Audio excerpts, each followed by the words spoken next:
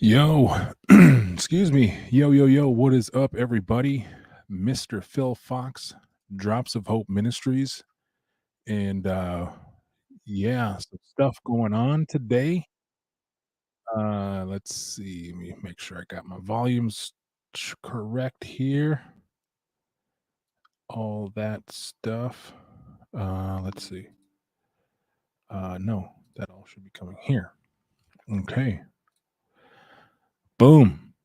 All right. Alrighty. So yeah, gonna be looking up what's up, sis? Good to see you. Awesome. Yeah. So so let's get started here. We're gonna be looking at the church defends indigenous people and repudiates the doctrine of discovery. Coming at you.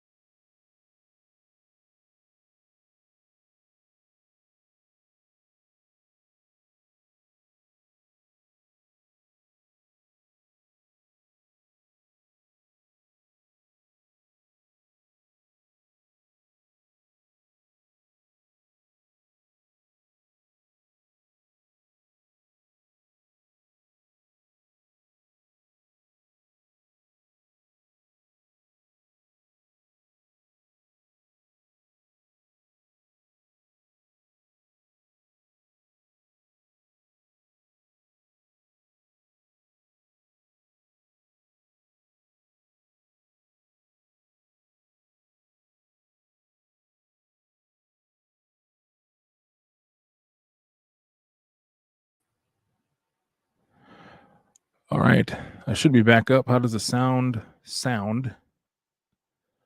Sorry about that. My internet just decided to act all wonky and stuff. So give me some ones in the chat if you guys can hear me now, and then hopefully hopefully we got this figured out. Okay, you're good now. All right. Thank you. Yeah. So yeah. So right as soon as I appreciate that, sis. Yeah. So as soon as I got on here, my my internet decided it was gonna get wonky, and then my browser needed to update. So anyway, so yeah, today was a kind of a kind of a crazy day, and I know right now, and I appreciate you guys who are with us now, right now, because I know that there's several folks that are live right now that are in the UA. MJ just did a show or a premiere, so go check that out too after this. If you didn't already see it, MJ Jackson was talking with Chris, apologist in Detroit, and also with Jonathan Pritchett. So they just got done doing that premiere. I know Vocab is live now, and then there's some other folks who are live now. So so let's see. But so today, news broke this morning, actually, that the Vatican had basically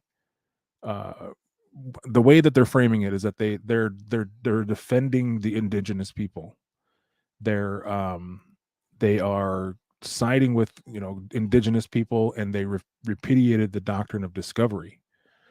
And so I wanted to look at that and see how that looked like, what that looks like, and some of the stuff, because on this channel, I'm doing in the middle of a series talking about the doctrine of discovery, and also how it has impacted Native communities, and but also not just Native communities, but the doctrine of discovery is responsible, at least I would argue it's responsible for everything that we see in modern racism, and it impacts the racialization practices of so many different social groups throughout the world, not just in the United States, but in the entire world, and how the westernized Christianity, and also Western thought, as far as legal thought, has the doctrine of discovery has impacted that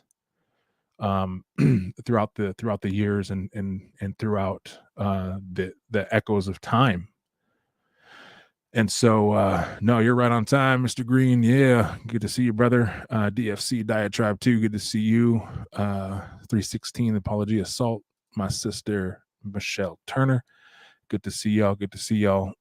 But so the main article we're going to be interacting with today is going to be it's pinned, it's in the pinned comment, but what I'm going to show you first is the an article that came directly from the Vatican itself. And so this is the article here, and then let me grab this and throw this in the chat. So if this doesn't work, or if if the link is whacked out, then just let me know. If not, you can just go to vaticannews.va, and then I'm sure it's up on there. But it says this. It says Church defends indigenous peoples. Doctrine of discovery was never Catholic. Okay. And so what they did is this article is citing this. There's a joint statement, which is what the pinned comment is. And so this joint statement from the Dicasteries for Culture and the Dicasteries for Integral Human Development formally repudiates those concepts that fail to recognize the inherent human rights of indigenous peoples, including what has become known as the legal and political, quote, doctrine of discovery. And so already notice, this is from the Vatican, right?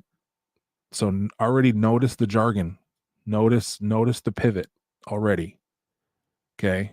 Notice that pivot, because that's important. Okay. Because what we already know and we've already studied is that this is not only a legal and political doctrine, this is also a theological doctrine. So we need to pay attention to that. So Vatican News, thanks to the dialogue with indigenous people, the church has acquired a greater awareness of their sufferings, past and present, due to the exploration of their expropriation of their lands, as well as the policies of forced assimilation. Okay, this is key. Forced assimilation promoted by the governmental authority at the time, intended to eliminate their indigenous cultures, according to a joint statement. So they keep referring to this joint statement issued by the I'm not sure if I'm saying that right. I was looking at it earlier and I forgot, because this is basically like the church's the Catholic Church's like branch of like cardinals and all them, the kind of the mid-level folks, kind of like a subcommittee type thing. So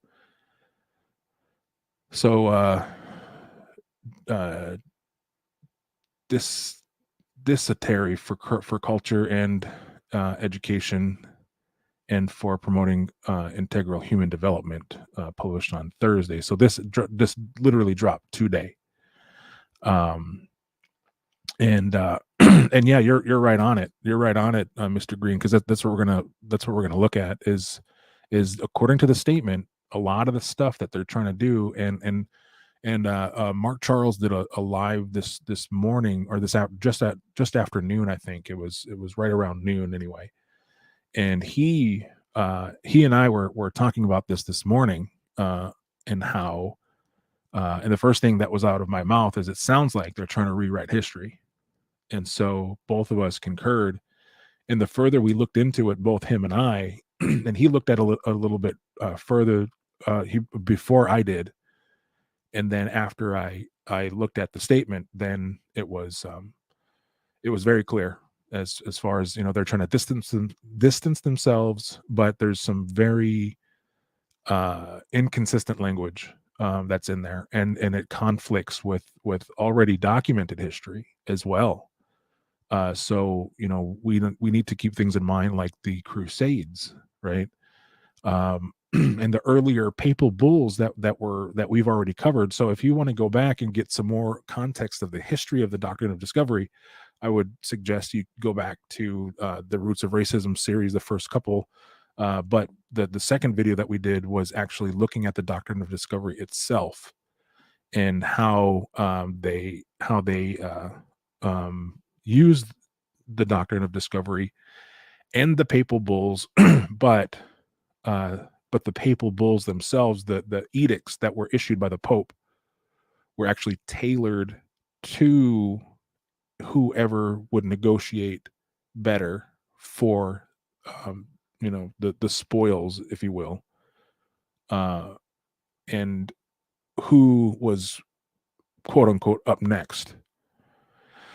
But also we need to keep in mind of the the church's jockeying for power, right? So as the kings are growing in power, the church is fighting to maintain, within the context of that history, the church is fighting to maintain what power they still have, because we have to remember, during this time, it was only just a few hundred years, maybe 500 years after the Great Schism, maybe 450 years after, because I think the schism was around 1050. And so they were jockeying for power around this time. So again, just like you nailed it on the head, Mr. Green, that these things are what seems like to be a reading their current understanding of who they are today into the things of yesteryear.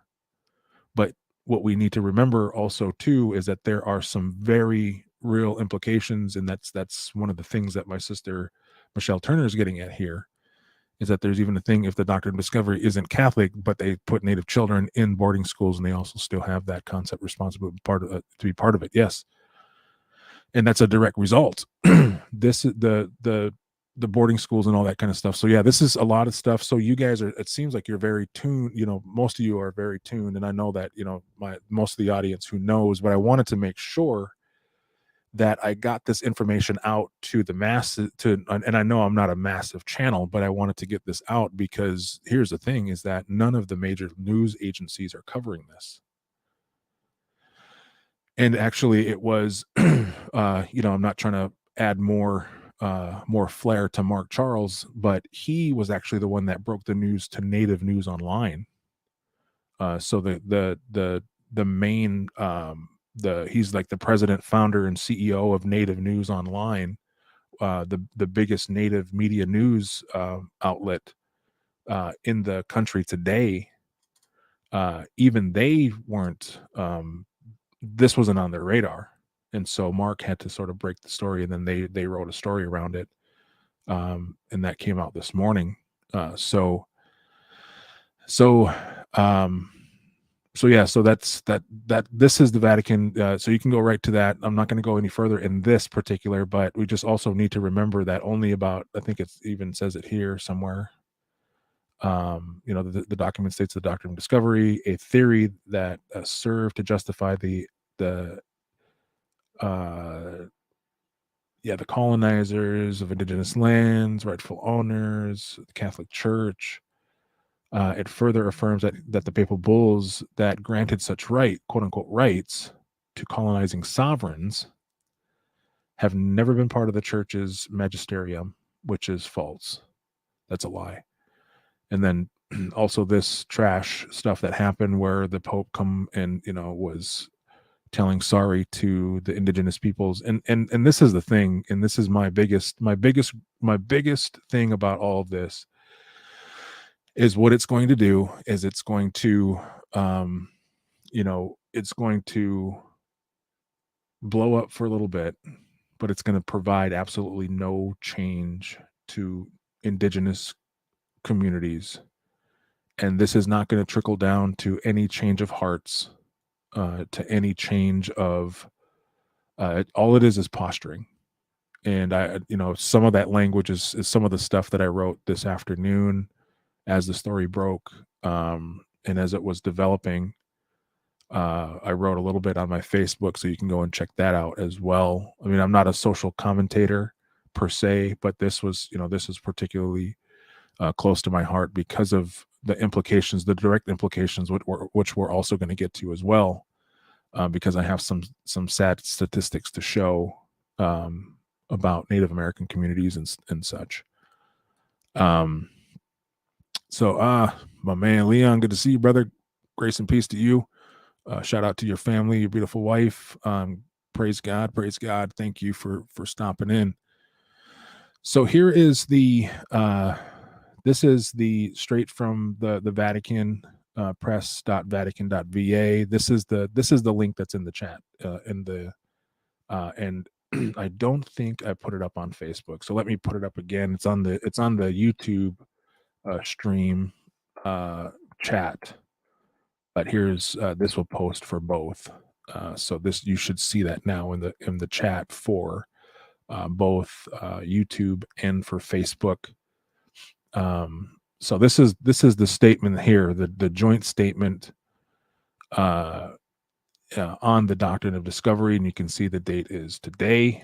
And then so essentially it's 9 points, and I was like, man, this is actually a long document, but I realized that, oh, this is actually it just repeats in several different languages. So there's 9 points to this whole thing, and there's quite a bit of trouble with all of it.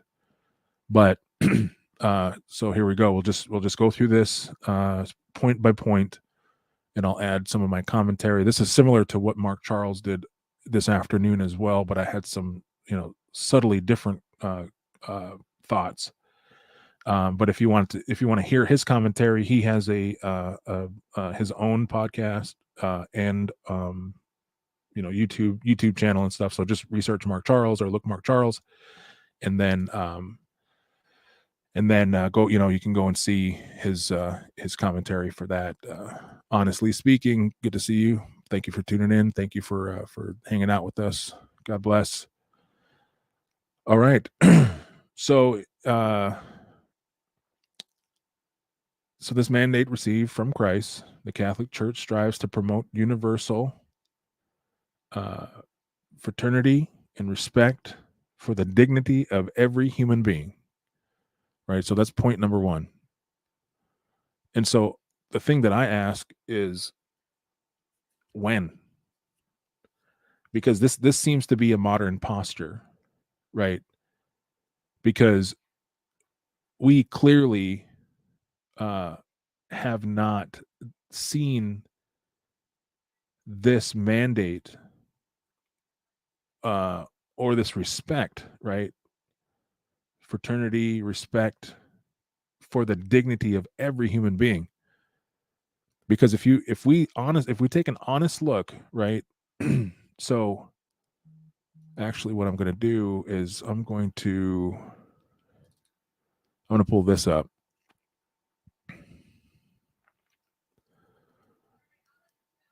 And so let's see, not that one. I want this one. All right. So legal and theological doctrine. Okay, we went through this, so you can go back. So here's the papal bulls. Papal bulls official document. We're not going to get into some of this, but here's the papal bulls that are in question, right? The 1452, the 1455, and the 1493. They all have different titles, and they were issued by two different popes. But here's the thing: is this was addressed to Portugal's right to attack, conquer, and subjugate the Saracens or Muslims and pagans. Right. So according to their first point in this, they're trying to distance themselves already, saying, "Look, we've always, this was always our point." Because what was the headline? What is the thing that they're trying to establish as the church? They're trying to distance themselves and say, "Look, hey, we never really rocked with this." And then what we'll see later on is that we'll actually see that they're trying to stand it up as if this was taken out of context by the different sovereign nations, right?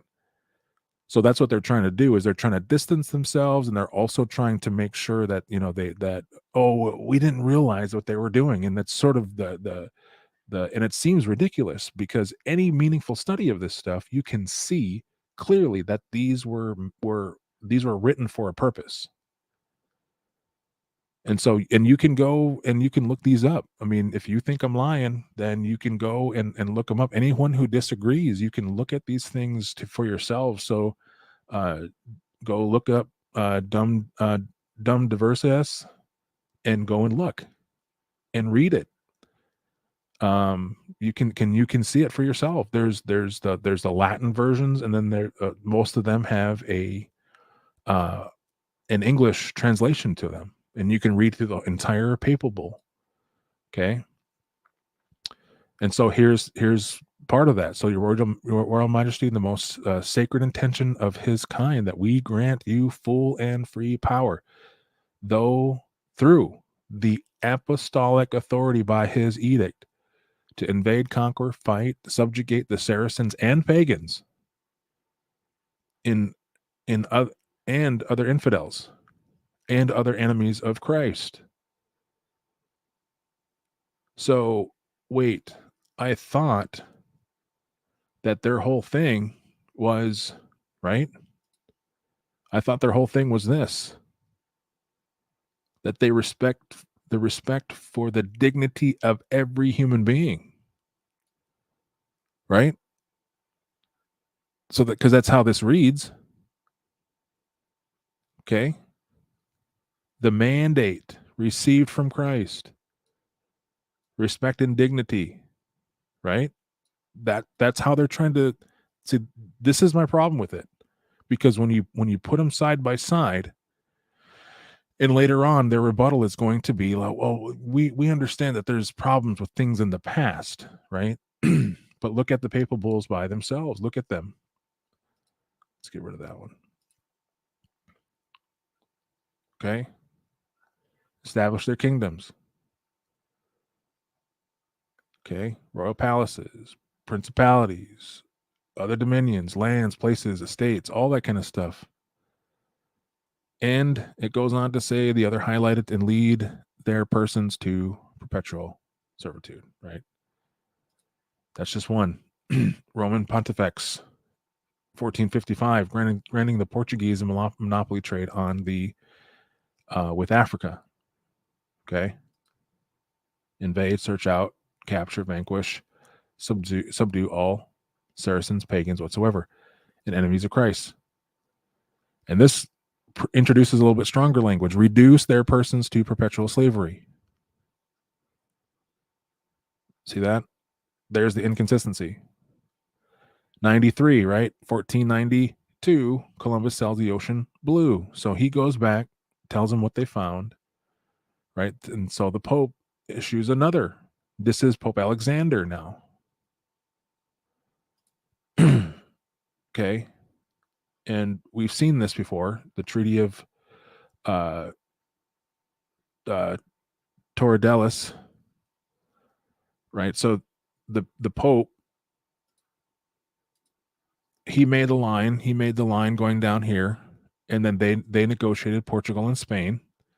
They negotiated pushing that line closer in. So do you ever wonder why in South America that most of South America and Central America speak Spanish, and why, for whatever reason, that Portuguese is spoken in I forget the country. Sorry, it's late, y'all. And I've been kind of throwing this together quickly. In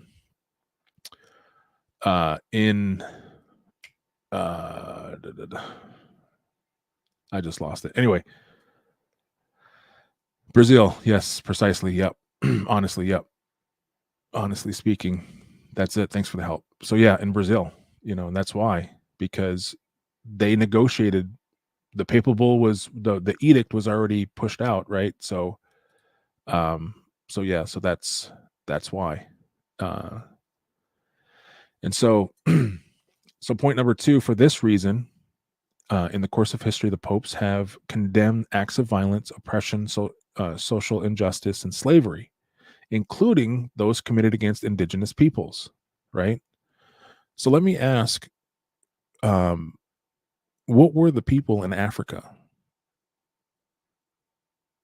See, that's the thing we overlook too. Is we just we have this tendency to see them as, oh, they were just Africans. No, they were indigenous people to their lands,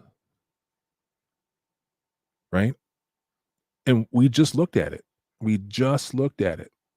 If they're indigenous as well, but what does this say? Reduce their persons to perpetual slavery, because the Saracens and pagans. So the Saracens are the Muslims, right? But aren't they people too? So regardless of if you disagree with them doctrinally, right? Are they fellow image bearers? But according to these documents, they are not. This is an idea of otherness. This is an idea of otherness. So, in the course of history, it says, the course of history, the popes have condemned acts of violence, oppression, social injustice, and slavery, including those against indigenous peoples. But let's not forget Africa. There's also been numerous examples of bishops, priests, women, men, religious, and lay faithful who have gave their lives in defense of the dignity of those peoples. Yes, and I'm sure there have been. Absolutely. But the vast majority, imagine if the church today, right? But we look, not just that, but imagine the what's up, BK Apologist? Good to see you, brother. I appreciate you stopping in, man. But imagine if the United States said, oh, it's okay for us to go into Iraq. Oh, wait, that's exactly what we did. right? We can go and firebomb. That was heavy artillery, didn't care, women and children. Oh, wait, the United States, didn't we also have justification to drop not one, but two atomic bombs on people?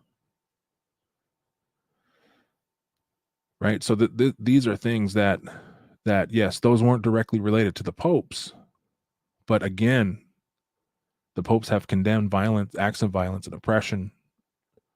But all of that stems from this understanding. So again, this is inconsistent. This is not true, because what they're trying to say is, in the course of history, the popes, right, they condemned it.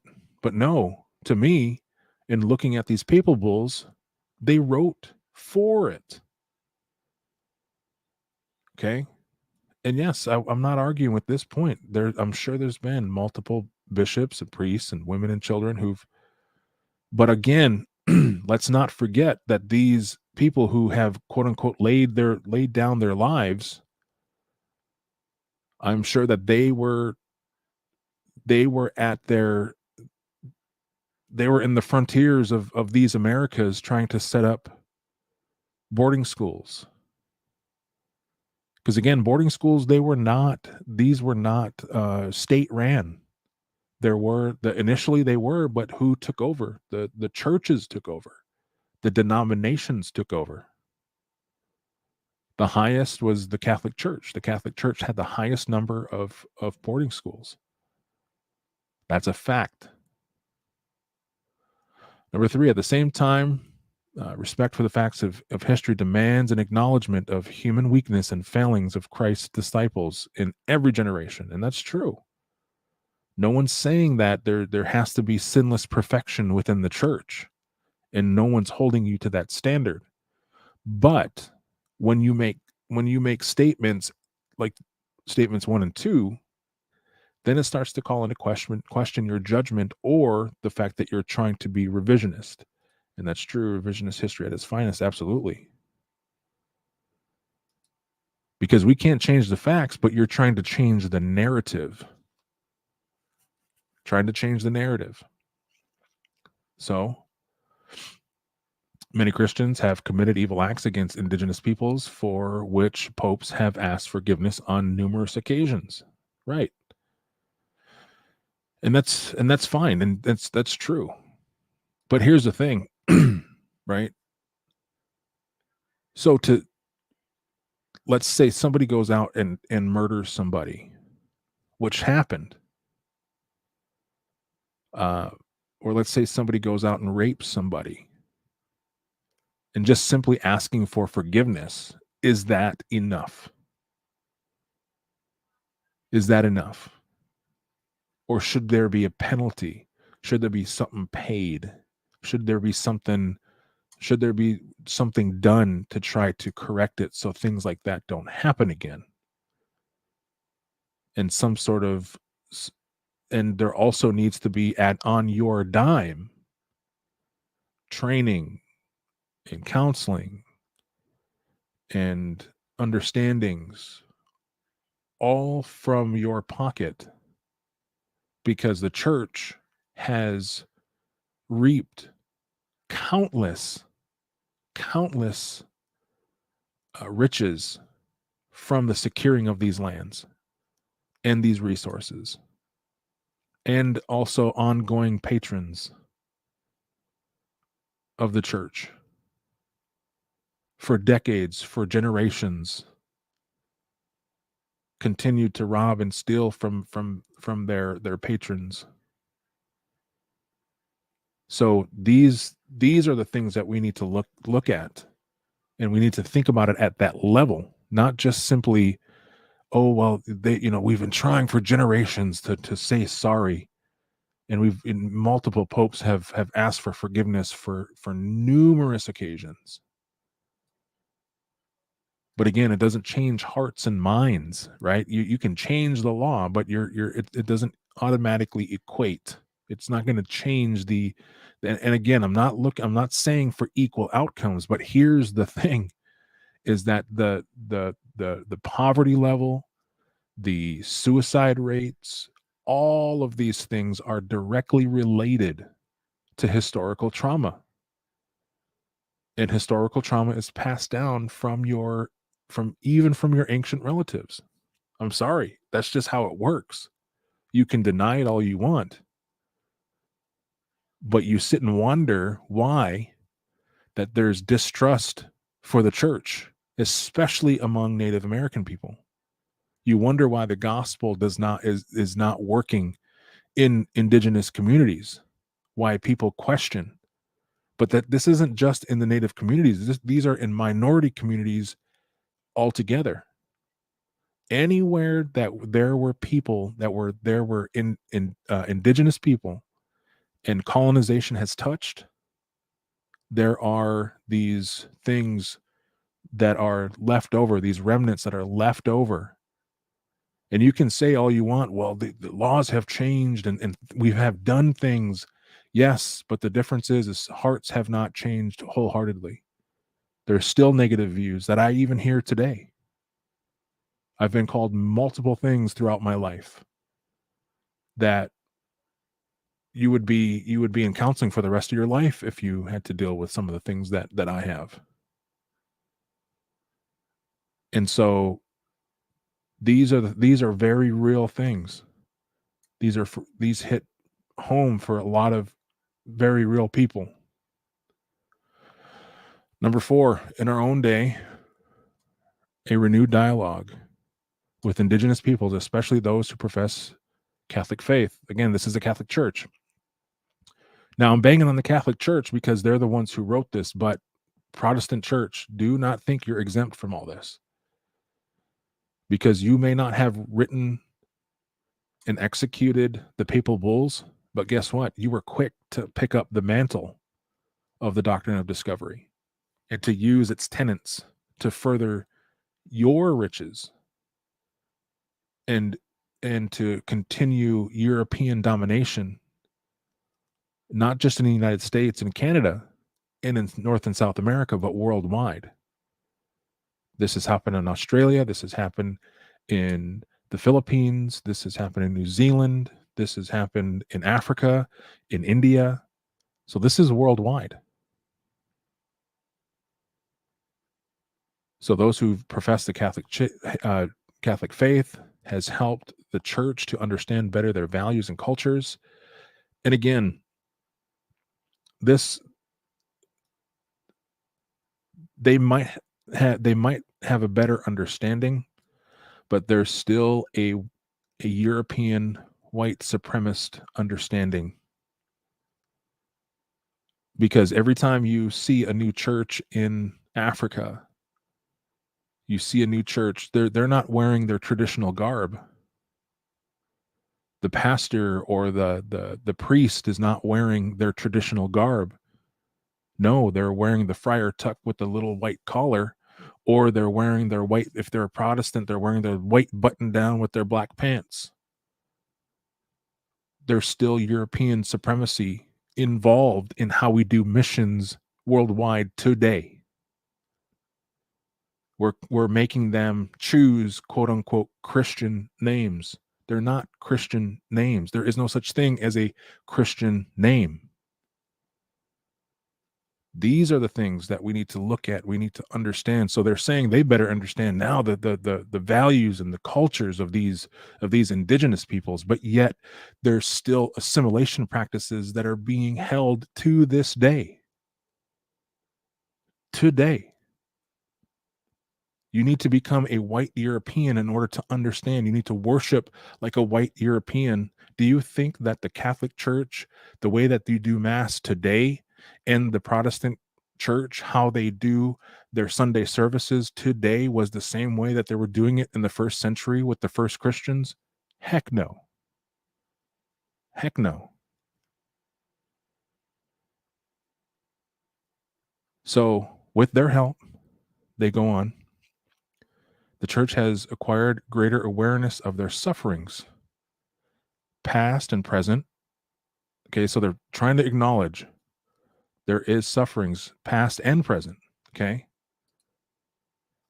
due to the expropriation of lands, which they considered a sacred gift from God and their ancestors, as well as the policies of forced assimilation, which is still going on today, promoted by, here we go, it's not us, promoted by the governmental authorities at the time, intended to eliminate their indigenous cultures. No, my friends, yes, it was a general who coined the term kill the Indian, save the man. So, yes, it was them. It was the government that started it. But again, boarding schools, direct result of the doctrine of discovery, direct result of otherness. So quit trying to distance yourselves from otherness, because that's exactly what the doctrine of discovery was meant to do. It was meant to create otherness, to justify your going into indigenous people's lands, taking them, seizing them, and do a resource extraction. That was the purpose. Okay. So to eliminate indigenous cultures, as Pope Francis has emphasized, right? Their suffering constitutes a power summons to abandon the colonizing mentality. But it's still alive today, even in our mission practices. And to walk with them side by side. Now, I'm not going to be petty and say, look, them, right? In mutual respect and dialogue. Okay. So again, this is the thing. This is, and this is also what irks me, is because this sounds amazing to the uninitiated. If they read this would be like, oh man, this is such a fresh breath air, right? Yeah, I said that backwards intentionally. But the thing is so when we look at this with the full understanding, what do they do? What does the dominant culture do? Is they're not doing this for us. Although it says it's for us. This is not for us. This is for them to feel better about themselves, to pat themselves on the back so they can say, look what we've done for the poor indigenous people. We created the problem, so we then took away the problem. No, you didn't take away the problem. So, oh yeah, that's for sure, man. I'd love to hear what Richard Twist's thoughts were on all this. I'm sorry. His mind. Richard Twist has a couple good books. Rescuing the Gospel from the Cowboys and One Blood, Many Tribes. I believe that's what it's called. Let me double check here, because I should have. Oh, One Church, Many Tribes is what it's called. Awesome books, both of them awesome books. Let me pull them out so I can show them. Shout out to my new bookshelves right next to me, so I can do stuff like this instead of having piles and piles of books. So here's One Church, Many Tribes by Richard Twist.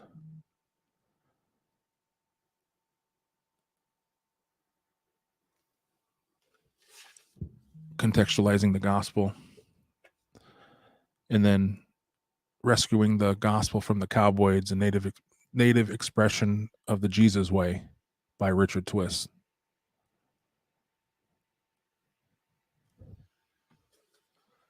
So check those two out. Amazing books.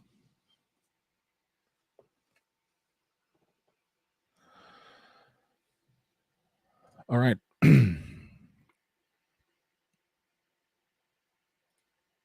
So Pope Francis, excuse me, abandon the colonizing mentality and walk with them side by side in a mutual respect and dialogue, recognizing the rights of the and cultural values of all indigenous peoples. Okay, I wish this was true. I wish this was true.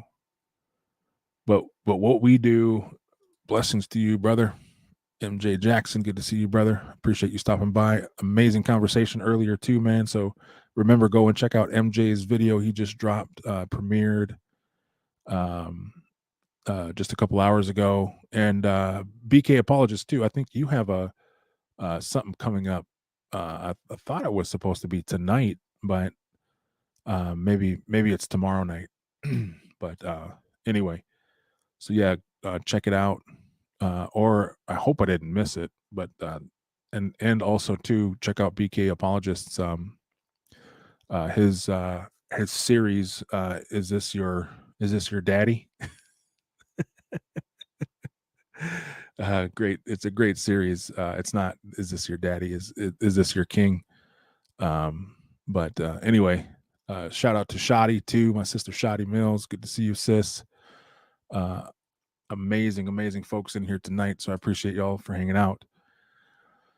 So again, I wish this was true. I wish that they were looking to leave the colonized mentality and to walk with us side by side in a mutual, respectful dialogue, recognizing the rights and cultural values of all individuals and peoples.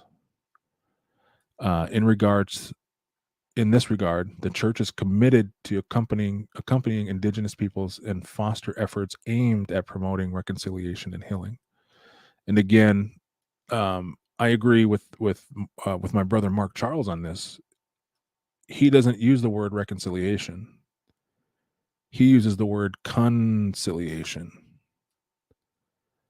because reconciliation has an implication that we're trying to get back to something, reconcile to something that we both agreed upon before.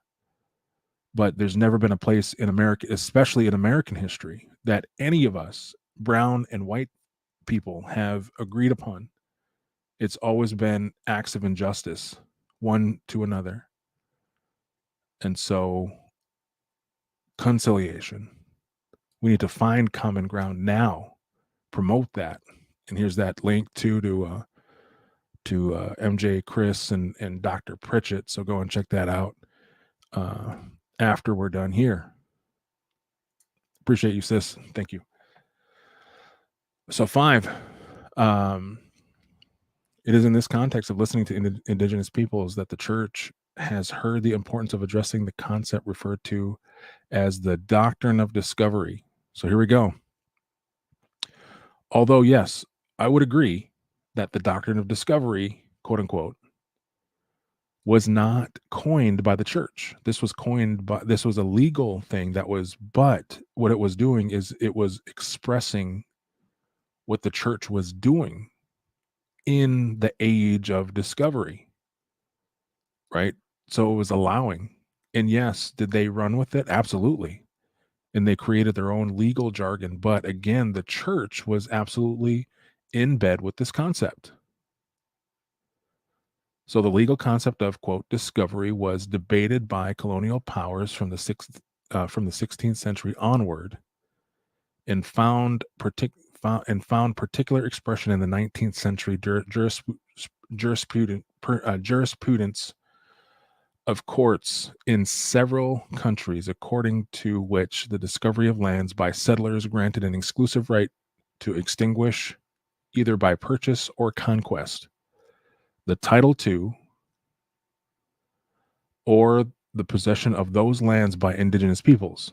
Certain scholars have argued the basis of the aforementioned, quote, doctrine is to be found in several papal documents, which we've already looked at. Such documents as papal bulls, Dum Diveris, Roman Pontifex, and Intercetteria.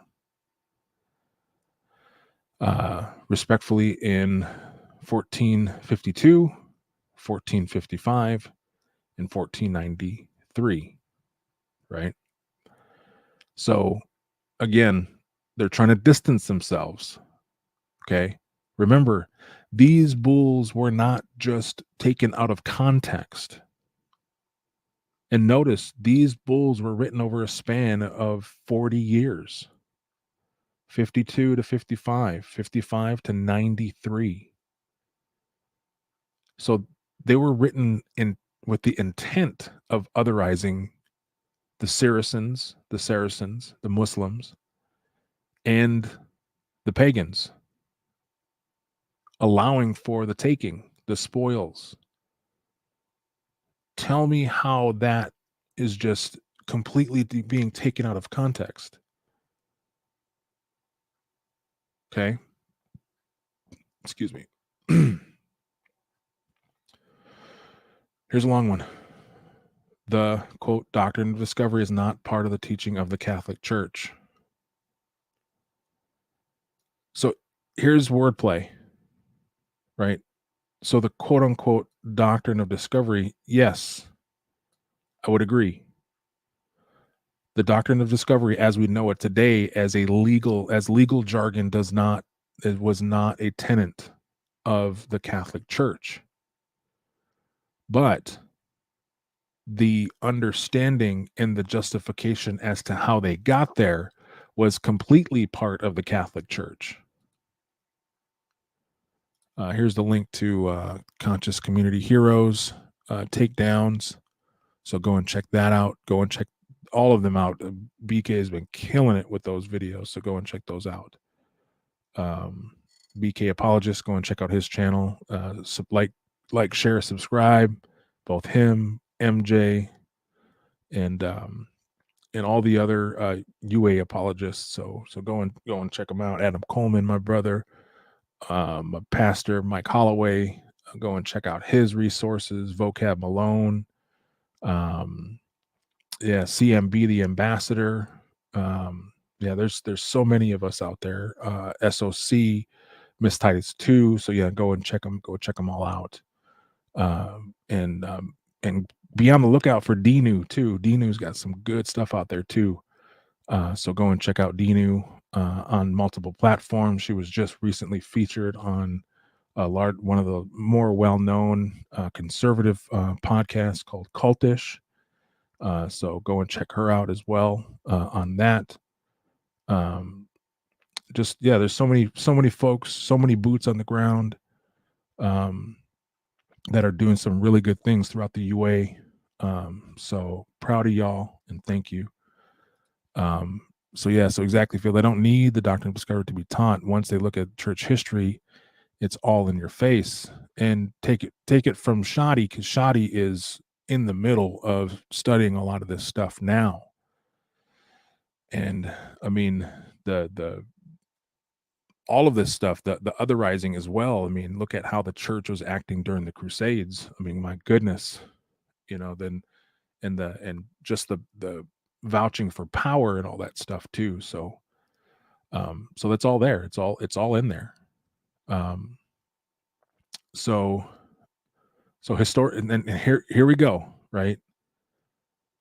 Historical research clearly demonstrates the papal documents in question, written in a specific historical period and linked to political questions, have never been considered expressions of the Catholic faith. So again, look at the terminology and how they're trying to be extremely specific. Okay. The papal documents in questions written in a specific historical period and linked to political questions. Right. But still, it establishes the idea of other. It otherizes human beings, which way up here, right? Our mandate received from Christ, the Catholic Church strives to promote universal fraternity and respect and for the dignity of every human being. That's what they're claiming. But the papal bulls say different. For this reason, in the course of history, the popes have condemned acts of violence, oppression, social injustice, slavery, including acts against indigenous peoples. And please remember, I guarantee that they're not thinking of Africans when they think indigenous peoples. They're just thinking of indigenous peoples from the Americas. So again, very pointed terminology, right? So there's inconsistencies everywhere when you look at these statements. So again, and you're right, sis, it was the popes, right? That's what I was yelling while I was reading this. These were the popes. Come on, how can you say this stuff? The inconsistency with this, the cognitive dissonance in these things. So yes, they have never been considered expressions of the Catholic faith. At the same time, the church acknowledges that these papal bulls did not adequately reflect the equal dignity and rights of indigenous peoples. Finally, something we can agree on. The church is also aware that the contents of these documents were manipulated for political purposes by contempting colonial powers in order to justify immoral acts against indigenous peoples that were carried out, at times without opposition from ecclesiastical authorities. Right. So we would agree with that, right? So were they taking? Yes. Were they manipulated? Yes. But again, this was without ecclesiastical, without opposition. This is without opposition from ecclesiastical authorities. This is excuse the dog. My kids are just getting home. So, but yeah, you're right, Mr. Green. Come on, Vatican. So I wonder the historians who are putting this stuff together, because this is from the office of the Vatican. This is their press.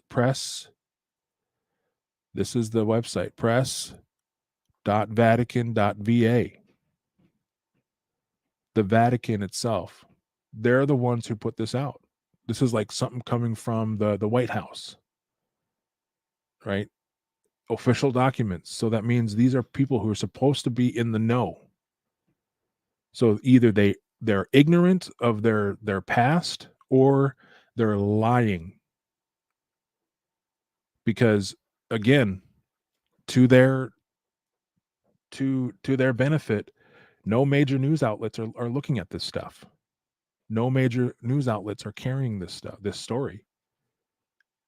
And this is how the Doctrine of Discovery has been able to go for so long without being without people even understanding what it means, how it affects us, how it affects the racialization practices of peoples throughout the world, and how that oh, I'm going to say it, how that affects even the understanding of things like CRT.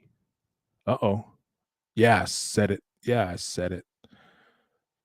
But again, that's one of the things that critical race theory does as well, is it's looking at how people are racialized throughout the eons of time regarding the practices of the United States, and also through legal thought. So this is not only theological, this is also political and legal thought. So again, without opposition from ecclesiastical authorities, it is not only just to recognize these errors, acknowledge the terrible effects of assimilation policies and the pain experienced by indigenous peoples, experienced by indigenous peoples, and ask for pardon. Furthermore, Pope Francis has urged, never again can Christian community allow itself to be infected by the idea that one culture is superior to others, or that it is legitimate to employ ways of coercing others. End quote. But again, him making this urge, urging the people is not going to change the hearts, because we've seen even during the end of Jim Crow, right? The end of segregation, right? They just moved the goalpost. All right, well, we'll stop using the N word, but we'll just start saying they're troubled, right? We don't want our children with the troubled. We don't want the it's going to affect the performance of our children if they're the if their children are around our children, then our children, because of the riffraff, it's gonna affect our kids' ability to get into good colleges and those types of things. So we don't really want that around. So what we should do is we should provide vouchers for us. So give us money to be able to send our kids to private schools, and let's open up private schools. And oh, the church is like, hey, yeah, sure, that's a good idea. So you can actually use our our our our churches and for as classrooms.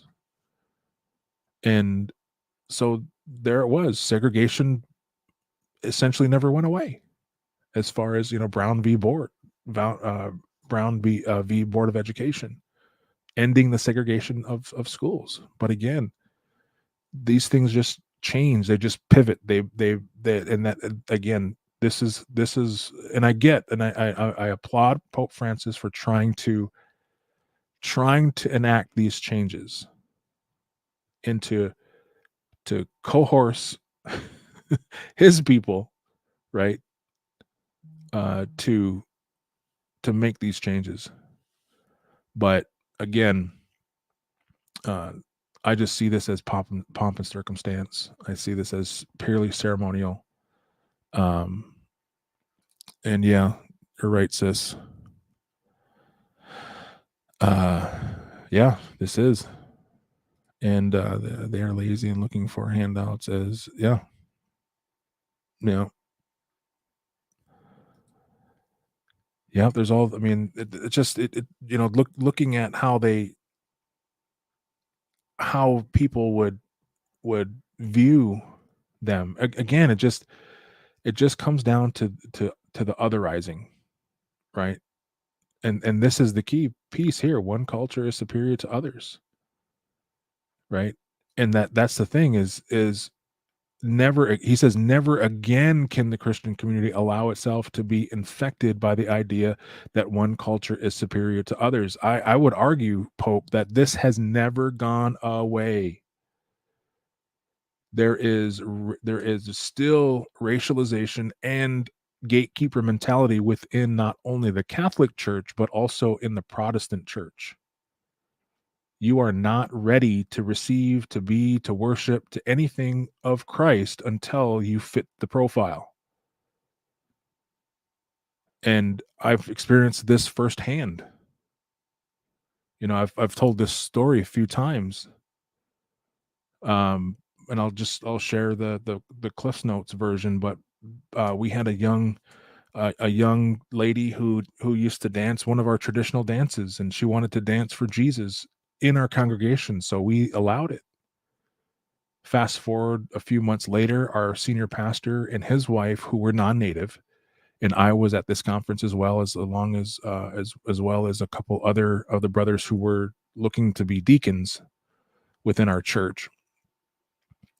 And our pastors start to tell the other non-native pastors that were in this small conference about this beautiful expression of her faith and this young lady dancing for Jesus, our traditional style.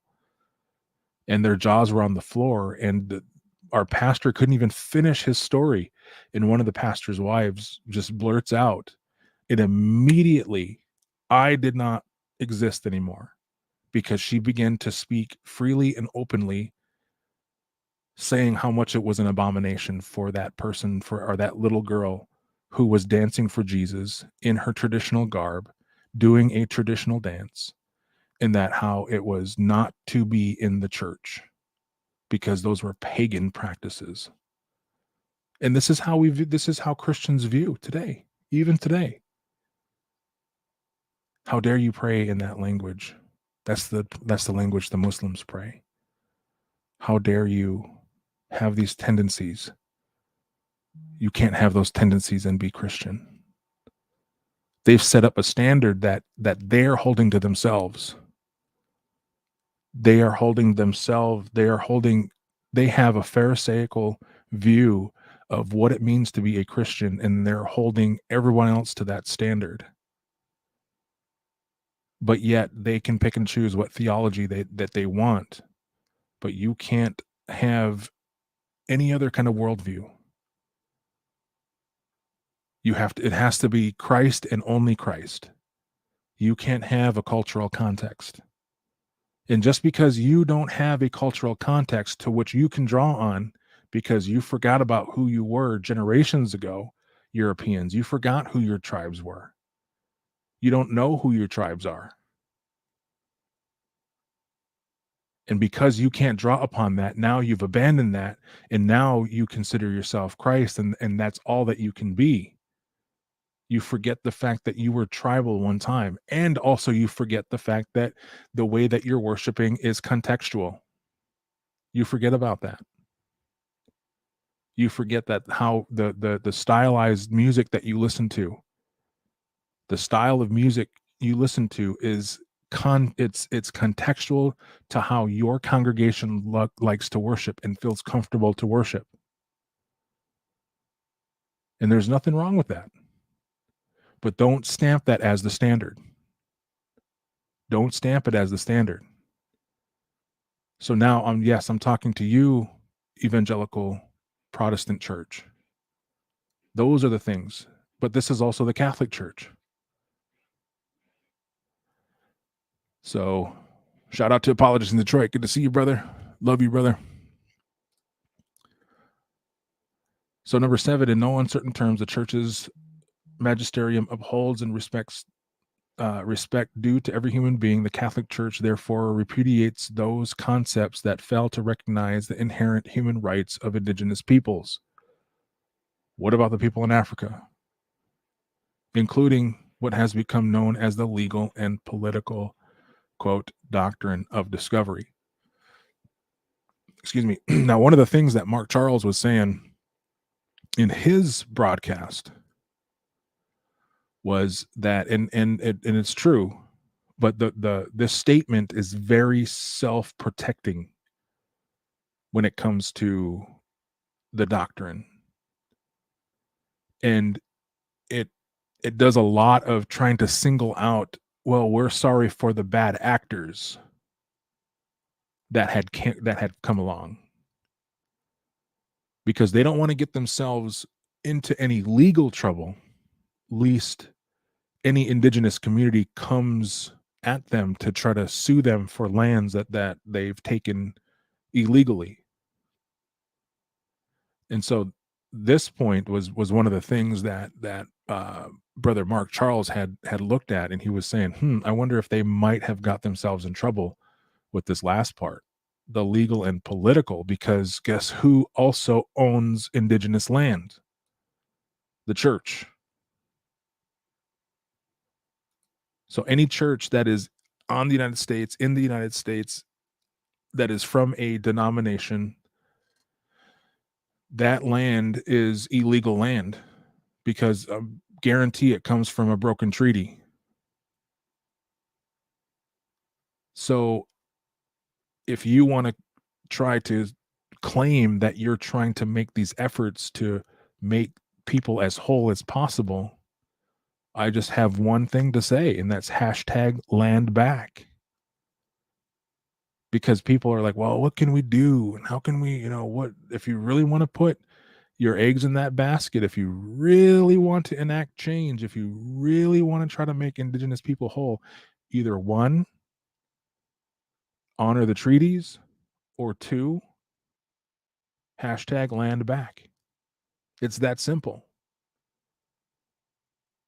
And so, because the thing is if we're honoring the treaties exactly the way that we're supposed, then that means we do have absolute tribal sovereignty.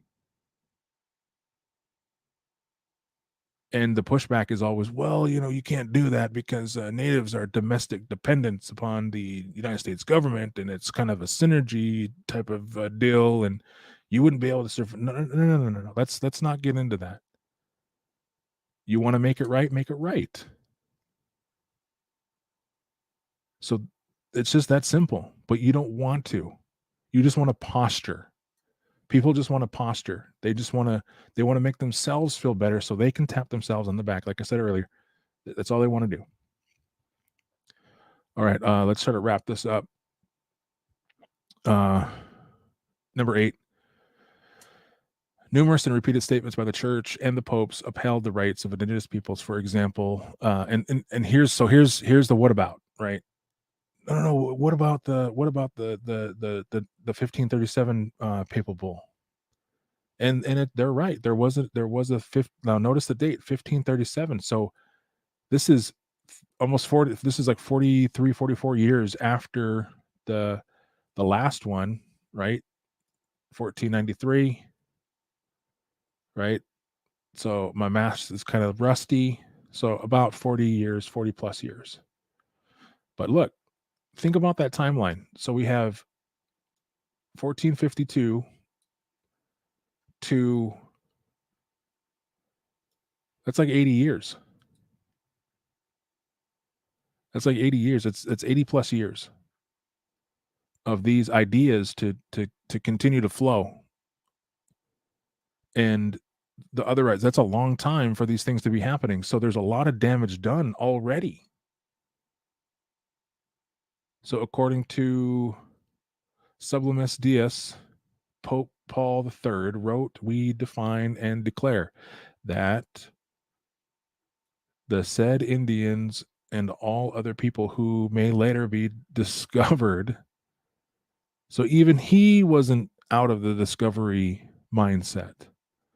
"By Christians are by no means to be deprived of their liberty or the possession of their property, even though they be outside the Christian faith." Okay. And so here's where they're trying to justify. Here's where they're trying to say, look, we didn't allow the slavery to happen. We didn't allow it. We didn't push for it. So that's why the doctrine of discovery is outside of our scope. See, we fixed it. But again, remember, they were the ones to say that they allowed things to happen without opposition from the ecclesiastical authorities. They admit it. They admitted it. So even though they are outside the Christian faith, and that they may and should freely and legitimately enjoy their liberty possessions of their property, nor should they be in any way enslaved.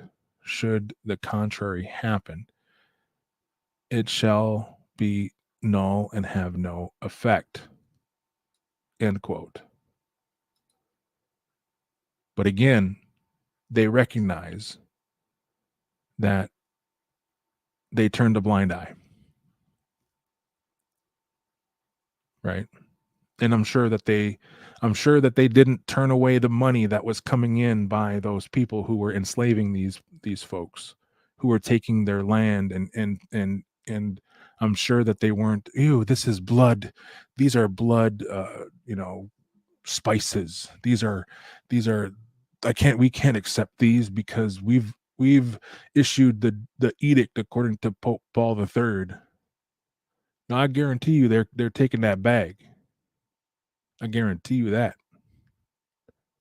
They're taking that bag and they'll be like, all right, but don't tell me next time where you're getting this from.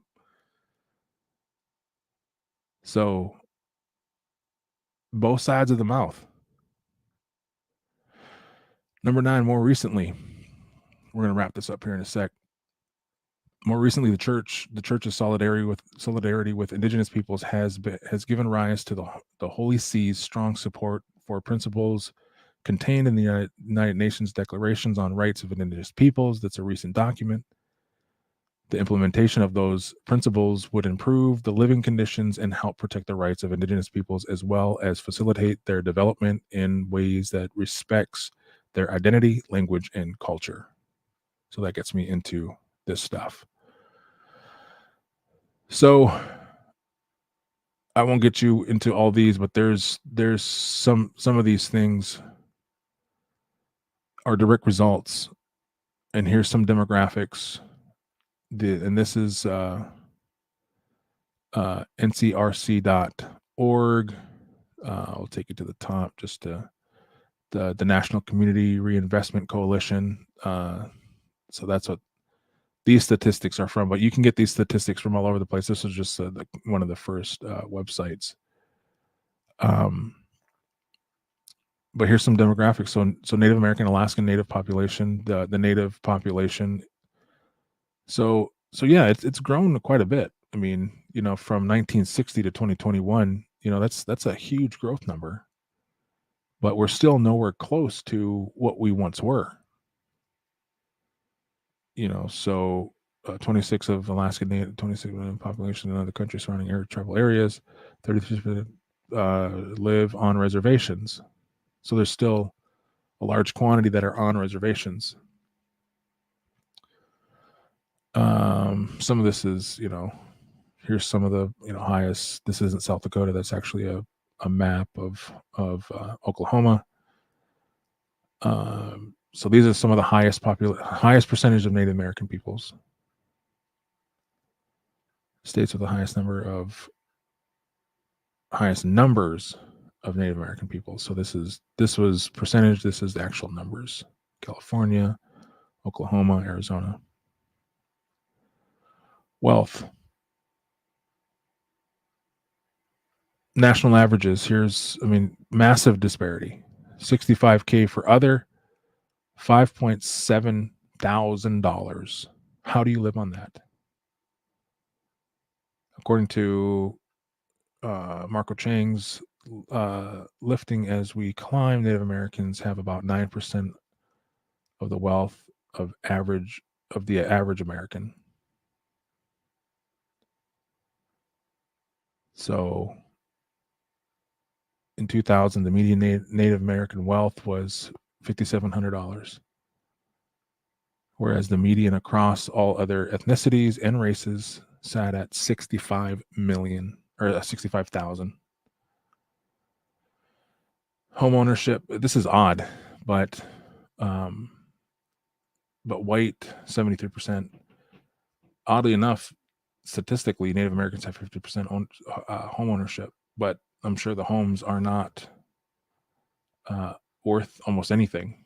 And there's many who own their home, but and I know for actually for a fact that's, some people have they built their own home, or they have little huts and these types of things. Like there's hogans all over the place down on the Navajo reservation. So that statistics is a little misleading, but again, it is what it is. Income: white, Hispanic, Black, Native American. Behind the poverty, 25.4% poverty rate, Native Americans, Black, Hispanic, white. Unemployment: Native Americans are, we're tied with the Black community, Hispanic and white. Employment, 51% unemployment to population ratio. Disparities all over the place. Educational achievement, bachelor's degree, attainment rate, white, Black, Latino, Native American. So, and these are just some of the social. This doesn't even show any of the averages for suicide rate. Suicide rate consistently, Native American communities are 5% higher than the national average. Consistently, are early pregnancy rate is 3 to 5 times the national average. Health issues were constantly 3 to 4 times the national average. So there's all of these things that weren't even represented in that report, as far as discrepancies and things, but these are all completely influenced by the racialization practices that were stood up by the Doctrine of Discovery. And to just simply think that, because we said it's gone and we're saying we're done with it, it's not going to mean anything. I don't have any faith in this thing. But people are gonna, those who do, who do see it, they're gonna see it as something as, oh my goodness, this is great. Congratulations, Native people. You guys finally got what you asked for. And that's not true. So, fam, with that, I'm going to call it a night. But I appreciate you all hanging in there with me. I appreciate your love. And yeah, so I'm working on the last, not the last, but the next part of the series. We're going to be looking at American exceptionalism. So I put a teaser out for that already. But I need to set a date. So, and the usual suspects should be on with me. So, the apologist in Detroit, we'll see if check his availability. I know he's in high demand nowadays. So my brother's coming up. Yeah. And my brother MJ Jackson as well. We'll check his availabilities and make sure we can all get together. And then of course, this is an open platform for whomever wants to jump in. So yeah, that's what we got coming up. I love y'all. And Lord willing, we will see you soon. I hope you learned a little something. And yeah, so, prayers to your family and pray for my family. All right. Love y'all. Peace. The things that I've been,